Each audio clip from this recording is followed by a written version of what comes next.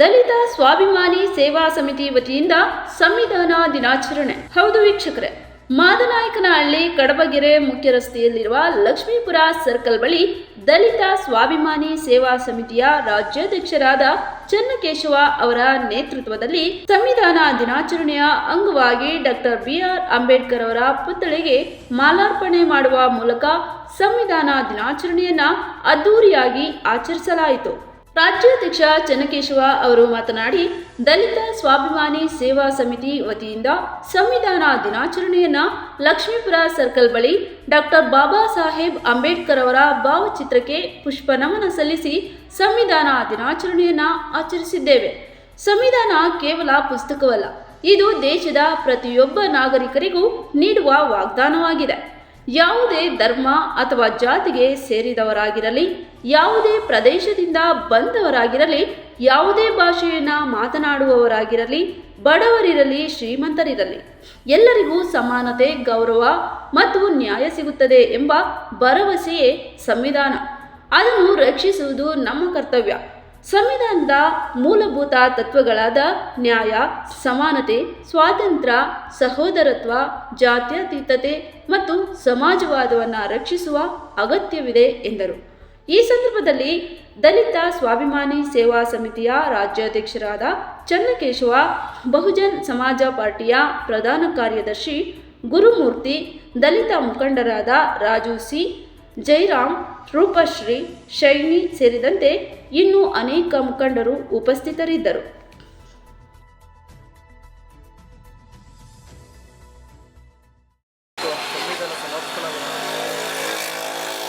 ಮೊದಲನೇದಾಗಿ ಜೈ ಭೀಮ್. ಇವತ್ತು ಏನು ನವೆಂಬರ್ 26 ಅಂತಂದರೆ ಇಡೀ ದೇಶನೇ ಸಂಭ್ರಮಿಸುವ ಒಂದು ಸ್ವತಂತ್ರ ಸಿಕ್ಕ ದಿನ ಅಂತ ನಾವು ಹೇಳ್ಬೋದು.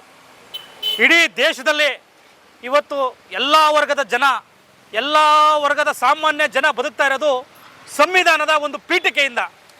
ಇಡೀ ದೇಶ ಇವತ್ತು ನೆಮ್ಮದಿಯಾಗಿ ಮಲಗಿದೆ. ಇಡೀ ಭಾರತ ದೇಶ ನೆಮ್ಮದಿಯಾಗಿ ಬದುಕ್ತಾ ಇದೆ ಅಂದರೆ ಅದು ಬಾಬಾ ಸಾಹೇಬ್ ಅಂಬೇಡ್ಕರ್ ಕೊಟ್ಟರೋ ಒಂದು ಸಂವಿಧಾನದಡಿಲಿ ಇವತ್ತು ನಾವು ಪ್ರತಿಯೊಂದು ಪ್ರಜೆಗೂ ಸರಿಸಮಾನವಾಗಿ ಕಾಣುವಂಥದ್ದು ಈ ಸಂವಿಧಾನ ಪೀಠಿಕೆ. ಯಾವ ವ್ಯಕ್ತಿಗೆ ನ್ಯಾಯ ಸಿಗಲ್ವೋ, ಯಾವ ವ್ಯಕ್ತಿಗೆ ಅನ್ಯಾಯ ಆಗ್ತದೆ, ಈ ದೇಶದಲ್ಲಿ ಕಟ್ಟ ಕಡೆಯ ಪ್ರಜೆಗೆ ಅನ್ಯಾಯ ಆಗ್ತದೆ, ಆ ಅನ್ಯಾಯನ ಧ್ವನಿಯಾಗಿ ನಿಲ್ಲೋದೆ ಸಂವಿಧಾನದ ಪೀಠಿಕೆ.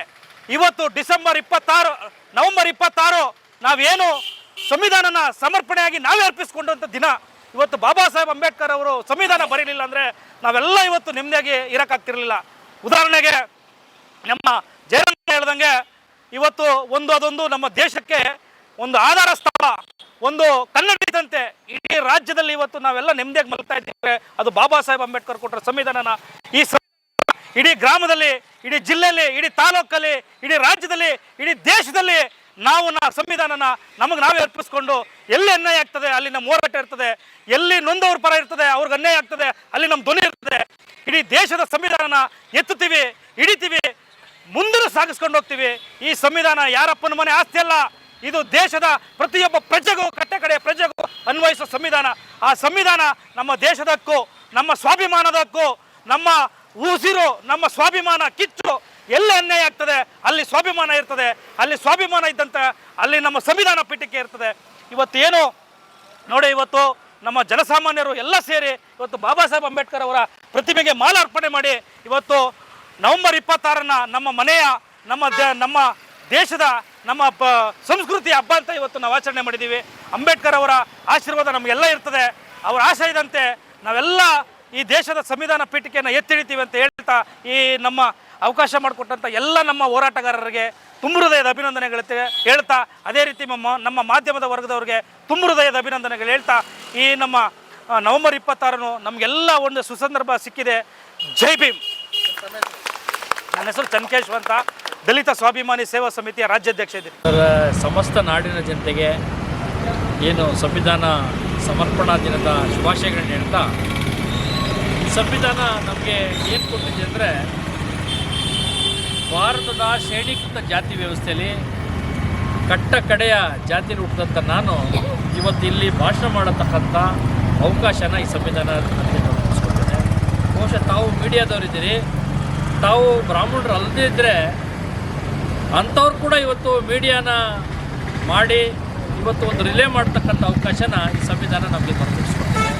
ಇಲ್ಲಿಂದ ಒಂದು ಭಾಷಣ ಮಾಡ್ತಕ್ಕಂಥ ಅವಕಾಶನ ಸಂವಿಧಾನ ನಮಗೆ ಕೊಟ್ಟಿದೆ. ನಾವು ಬಟ್ಟೆ ಹಾಕೋಂಥ, ಊಟ ಮಾಡೋಂಥ, ನೆಮ್ಮದಿಯಾಗಿ ವಾಸ ಮಾಡೋಂಥ, ಉತ್ತಮ ಆರೋಗ್ಯ ಶಿಕ್ಷಣ ಪಡ್ಕೊಂಡು ಈ ದೇಶದಲ್ಲಿ ಉತ್ತಮ ಪ್ರಜೆಗಳಾಗಿ ಬದುಕಂಥ ಎಲ್ಲ ನಾಗರಿಕರಿಗೂ ಸಮಾನವಾದಂಥ ಅವಕಾಶಗಳನ್ನು ನಮ್ಮ ಪರಮಪೂಜ್ಯ ಬಾಬಾ ಸಾಹೇಬ್ ಅಂಬೇಡ್ಕರ್ ಅವರ ಸಂವಿಧಾನ ನಮಗೆ ಕೊಟ್ಟಿದೆ. ಇವತ್ತು ನಾನು ಏನು ಹೇಳೋಕ್ಕೆ ಇಷ್ಟಪಡ್ತೀನಿ ಅಂದರೆ, ಪರಮಪೂಜ್ಯ ಬಾಬಾ ಸಾಹೇಬ್ ಅಂಬೇಡ್ಕರ್ ಅವರ ಕನಸಿನ ಕೂಸು ಈ ಸಂವಿಧಾನ. ಏಕೆಂದರೆ ಬಾಬಾ ಸಾಹೇಬ್ ಅಂಬೇಡ್ಕರ್ ಅವರು ಸಂವಿಧಾನ ಬರೆದಿದ್ದು ಎಲ್ರಿಗೂ ಗೊತ್ತಿರೋದು 1950ನೇ ಇಸ್ವಿಯ ಸಂವಿಧಾನ ಅಂತ ಎಲ್ಲರೂ ತಿಳ್ಕೊಂಡಿದ್ದಾರೆ. ಆದರೆ 1950ನೇ ಇಸ್ವಿ ಸಂವಿಧಾನ ಅಲ್ಲ, ಅದಕ್ಕೆ ಮುಂಚೆನೇ 1918ರಲ್ಲಿ 1919ರಲ್ಲಿ ಸೌತ್ ಬರೋ ಆಯೋಗದ ಮುಂದೆ ಅವರು ಸಾಕ್ಷ್ಯ ನುಡಿಯುವಾಗ ಈ ದೇಶದ ನಾಗರಿಕರ ಬದುಕು ಹೆಂಗಿರಬೇಕು, ಸಮಾನತೆ ಅಂದರೆ ಏನು, ಯಾಕೆ ಸಾರ್ವತ್ರಿಕ ಮತದಾನ ಪದ್ಧತಿನ ತರಬೇಕು, ಆಡಳಿತ ವ್ಯವಸ್ಥೆಯಲ್ಲಿ ಏನೇನೆಲ್ಲ ಸುಧಾರಣೆಗಳಾಗಬೇಕು ಅಂತೇಳಿ ಸೌತ್ ಬರೋ ಆಯೋಗದ ಮುಂದೆ ಮಂಡಿಸಿರ್ತಾರೆ ತಮ್ಮ ವಾದನ. ತಮ್ಮ ಪ್ರೌಢಿಮೆಯಿಂದ ವಾದನ ಮಂಡಿಸಿರ್ತಾರೆ. ನಂತರ ಸೌತ್ ಬರೋ ಆಯೋಗದ ಮುಂದುವರಿಕೆಯಾಗಿ ಸೈಮನ್ ಕಮಿಷನ್ ಭಾರತಕ್ಕೆ ಬಂದಾಗ ಕಾಂಗ್ರೆಸ್ ಮತ್ತು ಗಾಂಧಿ ಈ ದೇಶದ ಪ್ರಜೆಗಳಿಗೆ ಮತದಾನದ ಹಕ್ಕನ್ನು ಕೊಡೋದಕ್ಕೆ ಬರ್ತಾ ಇದ್ದಾರೆ, ಹೊಸ ಸಂವಿಧಾನ ರೂಪಿಸೋದಕ್ಕೆ ಬರ್ತಾ ಇದ್ದಾರೆ. ಇಲ್ಲಿ ಮನು ಸಂವಿಧಾನನೇ ಜಾರಿಯಾಗಿರಬೇಕು, ಎಲ್ರಿಗೂ ಮತದಾನದ ಹಕ್ಕು ಸಿಕ್ಕದು ಬೇಡ ಅಂತೇಳಿ ಪ್ರತಿಭಟನೆ ಮಾಡ್ತಾ ಇರತಕ್ಕಂಥ ಸಂದರ್ಭದಲ್ಲಿ ಪರಮಪೂಜ್ಯ ಬಾಬಾ ಸಾಹೇಬ್ ಅಂಬೇಡ್ಕರ್ ಅವರು ಸೈಮನ್ ಕಮಿಷನ್ ಅವ್ರನ್ನ ಕರೆದು ಅವರ ಪ್ರೌಢಿಮೆಯುಕ್ತ ವಾದನ ಮಂಡಿಸಿ ಅವರ ಒಂದು ಪ್ರೌಢಿಮೆಗೆ ಮೆಚ್ಚಿ ಬ್ರಿಟಿಷ್ ಸರ್ಕಾರ ಅವ್ರನ್ನ ದುಂಡು ಮೇಜಿನ ಸಭೆಗೆ ಆಹ್ವಾನ ಮಾಡುತ್ತೆ. ಈ ದೇಶದಲ್ಲೇ ಇರ್ತಕ್ಕಂಥ ಮೇಧಾವಿಗಳು, ರಾಜರು, ಮಹಾರಾಜರು, ಬೇರೆ ಬೇರೆ ಪ್ರತಿನಿಧಿಗಳು, ಬೇರೆ ಬೇರೆ ಕಮ್ಯುನಿಟಿ ಪ್ರತಿನಿಧಿಗಳೆಲ್ಲ ಲಂಡನ್ಗೆ ಹೋಗ್ತಕ್ಕಂಥ ಸಮಯದಲ್ಲಿ ವಿಶೇಷವಾಗಿ ಪರಮಪೂಜ್ಯ ಬಾಬಾ ಸಾಹೇಬ್ ಅಂಬೇಡ್ಕರ್ ಅವ್ರನ್ನ ಲಂಡನ್ಗೆ ಕರೀತಾರೆ. ಲಂಡನ್ಗೆ ಕರೆದು ಆ ಕಾಂಗ್ರೆಸ್ ಅನುಪಸ್ಥಿತಿಯಲ್ಲಿ ನಡೀತಕ್ಕಂಥ ಮೊದಲನೇ ದುಂಡು ಮೇಜಿನ ಸಭೆಯಲ್ಲಿ ಪರಮಪೂಜ್ಯ ಬಾಬಾ ಸಾಹೇಬ್ ಅಂಬೇಡ್ಕರ್ ಅವರು ಈ ದೇಶದ ಭವಿಷ್ಯ ಏನು, ಈ ದೇಶದ ಭವಿಷ್ಯದ ಬಗ್ಗೆ ಏನೇನು ಕ್ರಮ ಕೈಗೊಳ್ಳಬೇಕು ಒಂದು ಸರ್ಕಾರ, ಮತ್ತು ಇವರೇ ಬರ್ತಿರ್ತಕ್ಕಂಥ ಈ ದೇಶದ ಸಮಸ್ಯೆಗೆ ಏನಂದರೆ ಬಡತನ ಮತ್ತು ಜಾತೀಯತೆ ಎರಡೇ ಕಾರಣ, ಈ ಎರಡು ಕಾರಣಗಳಿಗೆ ಏನು ಪರಿಹಾರ ಅಂತೇಳಿ ಬಾಬಾ ಸಾಹೇಬ್ ಅಂಬೇಡ್ಕರ್ ಅವರು ಈ ಜಾತಿನ ಅಧ್ಯಯನ ಮಾಡಿ ಇದ್ರ ಬಗ್ಗೆ ಒಂದು ದೊಡ್ಡ ಪ್ರಬಂಧನ ಮಂಡಿಸಿರ್ತಾರೆ. ಜೊತೆಗೆ ಈ ದೇಶದ ರೂಪಾಯಿ ಮತ್ತು ಅದರ ಸಮಸ್ಯೆ ಮತ್ತು ಪರಿಹಾರಕ್ಕೋಸ್ಕರ ಇನ್ನೊಂದು ಪ್ರಬಂಧ ಮಂಡಿಸಿ ಆ ಪ್ರಬಂಧದ ಆಧಾರದ ಮೇಲೆ ಇಲ್ಲಿ ರಿಸರ್ವ್ ಬ್ಯಾಂಕ್ ಆಫ್ ಇಂಡಿಯಾ ಸ್ಥಾಪನೆ ಆಗುತ್ತೆ.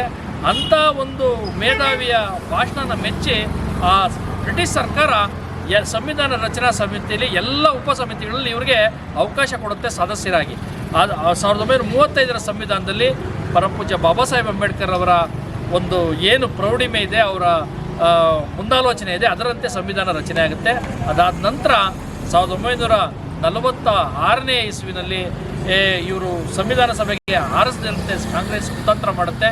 ಮತ್ತು ಪಶ್ಚಿಮ ಬಂಗಾಳದ ಕುಲ್ನಾ ಮತ್ತು ಜೈಸ್ನೂರ್ ಕ್ಷೇತ್ರದಿಂದ ಗೆದ್ದು ಬರ್ತಾರೆ. ಅದನ್ನು ಕಾಂಗ್ರೆಸ್ನವರು ಪಾಕಿಸ್ತಾನಕ್ಕೆ ಬಿಟ್ಕೊಟ್ಬಿಡ್ತಾರೆ. ಇದೆಲ್ಲರ ವೈರುಧ್ಯಗಳ ನಡುವೆನೂ ಬ್ರಿಟಿಷರ ಒತ್ತಡದಿಂದ ಮತ್ತೆ ಇವರು ಎಲೆಕ್ಟ್ ಆಗ್ತಾರೆ. ಎಲೆಕ್ಟ್ ಆಗಿ ಸಂವಿಧಾನ ರಚನಾ ಸಭೆಗೆ ಹೋಗಿ ಸಂವಿಧಾನ ರಚನೆ ಮಾಡ್ತಾರೆ. ಇವತ್ತು ನಮಗೆಲ್ಲ ಹಕ್ಕು ಅಧಿಕಾರಗಳನ್ನು ಕೊಟ್ಟು ನಮ್ಮನ್ನು ಆಳುವರ್ಗ ಆಗಿ ಅಂತ ಹೇಳಿ ಸಂದೇಶ ಕೊಟ್ಟಿದ್ದಾರೆ. ಆ ನಿಟ್ಟಿನಲ್ಲಿ ನಾವೆಲ್ಲರೂ ನಡೀತಾ ಇದ್ದೀವಿ. ಇವತ್ತು ಈ ದೇಶದ ಎಲ್ಲ ಬಹುಜನರು ಅಧಿಕಾರದೆಡೆಗೆ ನಡಿಬೇಕು. ಅಧಿಕಾರ ನಾವೇ ನಡೆಸಿದ್ರೆ ಖಂಡಿತ ಈ ಸಂವಿಧಾನ ಜಾರಿಯಾಗುತ್ತೆ. ಸಂವಿಧಾನ ಜಾರಿ ಆದರೆ ಹೆಣ್ಣುಮಕ್ಕಳು ನಿರ್ಭೀತಿಯಿಂದ ನಡು ರಸ್ತೆಯಲ್ಲಿ ಮಧ್ಯರಾತ್ರಿ ಓಡಾಡ್ಬೋದು. ಒಬ್ಬರು ಯಾರೂ ಇಡೀ ದೇಶದಲ್ಲಿ ಯಾರು ಹಸುವಿನಿಂದ ಬಳಲಾಗಿರೋದಿಲ್ಲ, ಯಾರು ದೌರ್ಜನ್ಯ ಪೀಡಿತರು ಇರೋದಿಲ್ಲ. ಎಲ್ಲರೂ ನೆಮ್ಮದಿಯಾಗಿ ಒಂದು ಏನು ಸುರಕ್ಷಿತವಾದಂಥ ಸಂತೋಷವಾದಂಥ ನಾಡು ನಮ್ಮದಾಗುತ್ತೆ. ಈ ದೇಶ ಪ್ರಬುದ್ಧ ಭಾರತ ಆಗುತ್ತೆ ಅಂತ ಹೇಳೋದಕ್ಕೆ ಇಷ್ಟ. ಸರ್ ನಮಸ್ಕಾರ. ನನ್ನ ಹೆಸರು ಜಯರಾಮ್ ಅಂತ ಮಾದನಾಯಕಹಳ್ಳಿ ಗ್ರಾಮ ಪಂಚಾಯತಿ ಮಾಜಿ ಅಧ್ಯಕ್ಷರು, ದಲಿತ ಸಮಿತಿಯ ಒಕ್ಕೂಟದ ಕಾರ್ಯಕರ್ತನ ಕೆಲಸ ಮಾಡ್ತಾಯಿದ್ದೀನಿ. ಇವತ್ತು ನವಂಬರ್ 26 ಅನ್ನೋದು ಒಂದು ನಮಗೆ ಪುಣ್ಯ ದಿನ. ಯಾಕೆಂದರೆ ಇದು ನಮ್ಮ ದಲಿತರಿಗೆ ಅಂತ ಸೀಮಿತ ಅಲ್ಲ, ಇಡೀ ರಾಜ್ಯ ರಾಷ್ಟ್ರದಲ್ಲಿ ಇವ್ರದ್ದೇ ಆದಂಥ ಒಂದು ದಿನವನ್ನು ಆಚರಣೆ ಮಾಡಿಕೊಂಡು ಏಪ್ರಿಲ್ 14ನೇ ತಾರೀಕು ಅಂಬೇಡ್ಕರ್ ಅವರ ಜಯಂತಿ ಮತ್ತು ನವಂಬರ್ 26ರಂದು ಜಯಂತಿ, ಈ ದಿನಗಳೆಲ್ಲ ಒಂದು ನಮಗೆ ವರ್ಷ ಪೂರ್ತಿ ಬರ್ತಕ್ಕಂಥ ಹಬ್ಬದಲ್ಲಿ ಇವೆರಡು ದಿನ ನಮಗೆ ವಿಶೇಷವಾದ ಹಬ್ಬದ ವಾತಾವರಣದಲ್ಲಿ ನಾವು ಆಚರಿಸ್ತಾ ಇರ್ತೀವಿ. ಏಕೆಂದರೆ ಇವರು ಕೊಟ್ಟಿರ್ತಕ್ಕಂಥ ನ್ಯಾಯ ಮತ್ತು ಸಂವಿಧಾನದಲ್ಲಿ ಬರೆದಿರ್ತಕ್ಕಂಥ ಕಾನೂನು ಅಡಿಯಲ್ಲಿ ನಾವೆಲ್ಲ ಕೆಲಸ ಮಾಡ್ಕೊಂಡು ಹೋಗ್ತಾ ಇರ್ತಕ್ಕಂಥ ವಿಚಾರ ಅವರು ತೋರಿಸ್ಕೊಟ್ಟಿರ್ತಕ್ಕಂಥ ಹಾದಿ. ಈ ಹಾದಿಯಲ್ಲಿ ಎಲ್ಲರೂ ಸಹ ಸಾಗಬೇಕು. ಏಕೆಂದರೆ ಈಗಿನ ಟೆಕ್ನಾಲಜಿ, ಈಗಿನ ವಿಚಾರದಲ್ಲಿ ಜನಗಳು ನಮ್ಮ ಮೇಲೆ ಎಷ್ಟು ಕ್ರೂರವಾಗಿ ಮೆರೆಸ್ತಾ ಇರ್ತಾರೆ ಅನ್ನೋದಾದರೆ ಉದಾಹರಣೆಗಳು ಇವೆಲ್ಲ ನಾವು ಹೇಳ್ಕೊಳ್ಳೋಂಥ ದಿನ. ಯಾತಕ್ಕೆಂದರೆ ನಮ್ಮಲ್ಲಿ ಜನಗಳು ಒಗ್ಗೂಡಿಸಿ ಕೆಲಸ ಮಾಡಿಸ್ಕೊಂಡು ಮತ್ತೊಂದು ಸಂವಿಧಾನ ಇರ್ತಕ್ಕಂಥ ವಿಚಾರಗಳನ್ನು ಅಧಿಕಾರಿ ವರ್ಗದಲ್ಲಿ ಕೇಳಿ ಪಡಿಬೇಕು ಅನ್ನೋದಾದರೆ ಈ ಮಹಾನುಭಾವ ಕೊಟ್ಟಿರ್ತಕ್ಕಂಥ ಸಂವಿಧಾನದ ಆಧಾರಗಳಿದಾವಲ್ಲ, ಅದು ಹೇಳಲಿಕ್ಕೂ ಅಸಾಧ್ಯವಾದಂಥ ಒಂದು ಉಗ್ರವಾದಂಥ ಒಂದು ನಡೆ, ಒಂದು ನುಡಿ, ಒಂದು ಬರವಣಿಗೆಗಳು. ಹಾಗಾಗಿ ಈ ಮಾಡಿರ್ತಕ್ಕಂಥ ಅನ್ವಯದಲ್ಲಿ ನಾವೆಲ್ಲರಿಗೂ ಸಹ ರಾಜ್ಯದಲ್ಲಿ, ರಾಷ್ಟ್ರದಲ್ಲಿ ಇನ್ನೂ ಹೆಚ್ಚಿನ ರೀತಿಯಾಗಿ ಈ ಸ್ಟ್ಯಾಚ್ಯೂವನ್ನು ಎಲ್ಲೆಲ್ಲಿ ಜಾಗಗಳಿದಾವೋ, ಎಲ್ಲೆಲ್ಲಿ ಅನ್ಯಾಯ ನಡೀತಾ ಇದೆಯೋ ಅಂಥ ಜಾಗದಲ್ಲಿ ಪ್ರತಿಷ್ಠಾಪನೆ ಆಗಿ ಎಲ್ಲರಿಗೂ ಸಾಮಾನ್ಯ ಜನಕ್ಕೆ ನ್ಯಾಯ ಕೊಡೋಂಥ ಸ್ಥಿತಿಯನ್ನು ರಾಜ್ಯ ರಾಷ್ಟ್ರದಲ್ಲಿ ಬರಬೇಕು ಅಂತ ಹೇಳಿ ನನ್ನ ಮಾತನ್ನು ಮುಗಿಸ್ತೀನಿ. ಎಲ್ಲರಿಗೂ ನಮಸ್ತೆ. ದಲಿತ ಸ್ವಾಭಿಮಾನಿ ಸೇವಾ ಸಮಿತಿ ವತಿಯಿಂದ ನಮ್ಮ ರಾಜ್ಯಾಧ್ಯಕ್ಷರಾದಂಥ ಚನ್ಕೇಶ್ವ ಅವರ ನೇತೃತ್ವದಲ್ಲಿ ಸಂವಿಧಾನ ದಿನವನ್ನು ಆಚರಣೆ ಮಾಡ್ತಾ ಇದ್ದೀವಿ. ಡಾಕ್ಟರ್ ಅಂಬೇಡ್ಕರ್ ಅವರಿಗೆ ಪುಷ್ಪಮಾಲೆ ಮುಖಾಂತರ ಮತ್ತು ಕಾರ್ಯಕ್ರಮವನ್ನು ಮಾಡ್ತಾ ಇದ್ದೀವಿ. ಅಂಬೇಡ್ಕರ್ ಅವರು ಹೆಣ್ಮಕ್ಳಿಗೋಸ್ಕರ ಸಮಾನತೆಯನ್ನು ತಂದುಕೊಟ್ರು. ನಾವು ಎಲ್ಲೇ ಹೋದರೂ ಬೆಂಚ್ ತಟ್ಟಿ ಹೆಣ್ಮಕ್ಳು ಇವತ್ತು ನಾವು ಮಾತಾಡ್ಬೋದು, ನಮಗೆ ಹಕ್ಕುಗಳನ್ನ ನಾವು ಕೇಳ್ಬೋದು, ಒಂದು ಲಾಯರ್ ಆಗ್ಬೋದು.